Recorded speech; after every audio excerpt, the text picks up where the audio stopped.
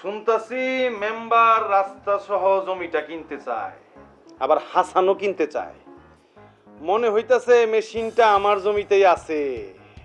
কিন্তু আমি যে শুনলাম হাসান ভাইয়ের বাসায় নাকি মেশিন পাইছে। আরে সব ধাপ্পাবাজি, মাটি খুইরা কিচ্ছু পায় নাই। এখন সিস্টেম করে আমার জমি কিনতে চাইতেছে। আমার এক কথা, আমি জমি বেচুম না। আচ্ছা, কত মেশিনটার দাম হইতে পারে? কত, 400-500 টাকা হবে না? আরে ফকিন্নির ঘরের ফকিন্নি, আমি এই মেশিন দিয়া লাখ লাখ কোটি কোটি টাকা কামামু, আর তুই কস এই মেশিনের দাম 400-500 টাকা? হ্যাঁ, এটা কি কস? এ বাবার বাড়িতে আছে রে বাবার।